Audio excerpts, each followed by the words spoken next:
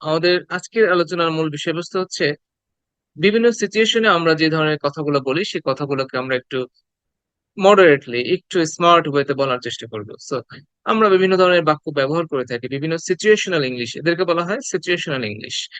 আমরা বিভিন্ন পরিস্থিতিতে যে ধরনের কথাগুলো বলে থাকি সেগুলোকে যদি আমরা ইংরেজিতে বলতে পারি, তাহলে আমাদের মোটামুটি যত ধরনের বাক্য ব্যবহার করতে হয় সেই বাক্যগুলো আমাদের জানা হয়ে যাবে। On that case, spoken will be very easy for us. Suppose you want to say thank you to someone. তুমি কাউকে ধন্যবাদ দিতে চাও, সেক্ষেত্রে নর্মালি আমরা কি বলি? থ্যাংক ইউ, তাই না? থ্যাংক ইউটা খুবই কমন একটা শব্দ। এই থ্যাংক ইউটাকে আমরা এভাবে না বলে আরো অনেক ভাবে ধন্যবাদ দিতে পারি। যেমন আমি বলতে পারি, I am thankful for your support. আমি তোমার সাপোর্টের জন্য তোমার প্রতি আসলেই কৃতজ্ঞ। থ্যাঙ্কফুল বলতে এখানে কৃতজ্ঞ।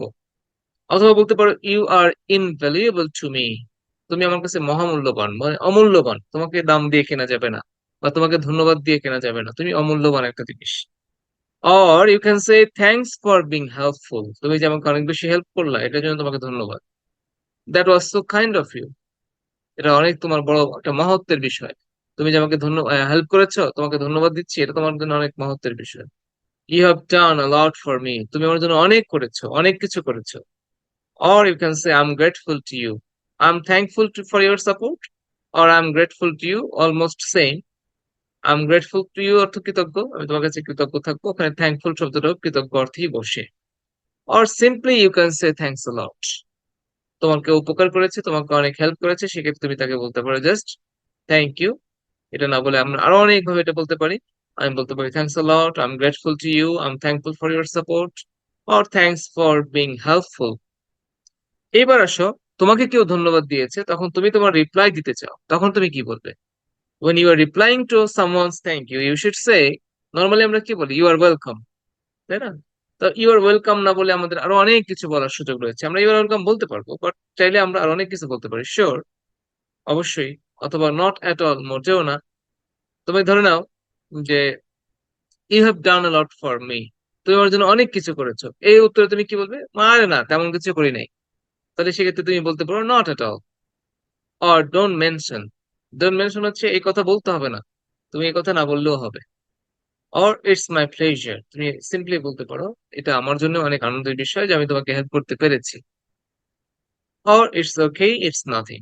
So when you are thanking someone, you should say, I'm grateful to you, thanks for being helpful, or you have done a lot for me.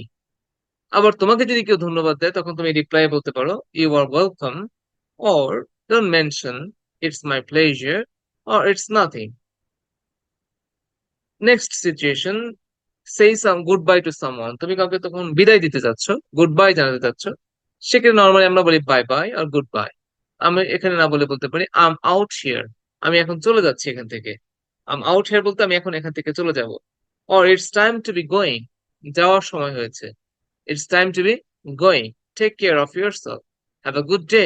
এই তিনটা সেন্টেন্স কিন্তু একসাথে বলা যায়। It's time to be going, take care of yourself, have a good day. তো তুমি চিন্তা করো, বাই বাই বললে তো শুধু সাধারণ একটা বিদায় হলো, আর গুড বাই বললা খুব সাধারণ একটা বিদায় হলো। আর তুমি যদি এভাবে বলতে পারো, it's time to be going, এখন যাওয়ার সময় হয়েছে, take care of yourself, have a good day, তাহলে দেখি তিনটা সেন্টেন্স মিলে একটা বিদায় সিচুয়েশন তৈরি হলো, এবং যেটা তোমাদের অনেক বেশি স্মার্ট ইংলিশ বলতে সাহায্য করবে। Or suppose you have to say sorry to someone, কাউকে তুমি সরি বলতে চাচ্ছ, নর্মালি আমরা বলি sorry or I'm sorry, but এটাকে না বলে আর অনেক ভাবে বলা যায় সরি। যেমন আমরা বলতে পারি, pardon me.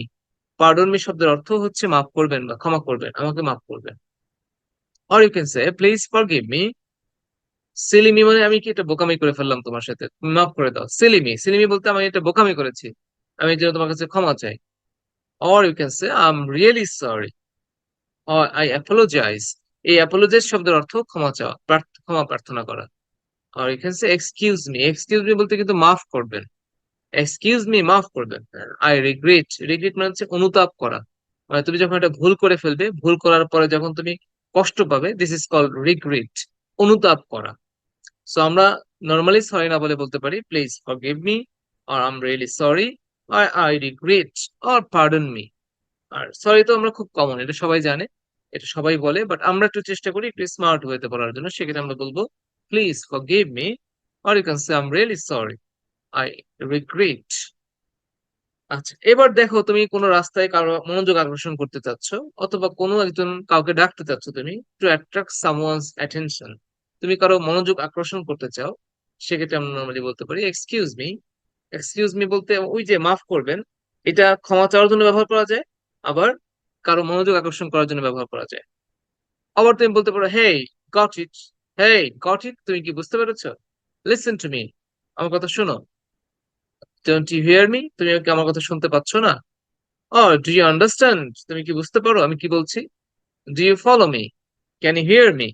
Oh, come on, may I have your attention please, may I have your attention please. আমি কি আপনাদের মনোযোগ পেতে পারি, মানে আমি কি আপনার, আমি যে কথা বলে বলছি, আপনারা কি দয়া করে আমার দিকে মনোযোগ দিবেন? এক্ষেত্রে আমরা কারো মনোযোগ আকর্ষণ করার জন্য এই ফ্রেজ গুলো ব্যবহার করতে পারি। So I hope these phrases will make your speech more smart and you will enjoy this class.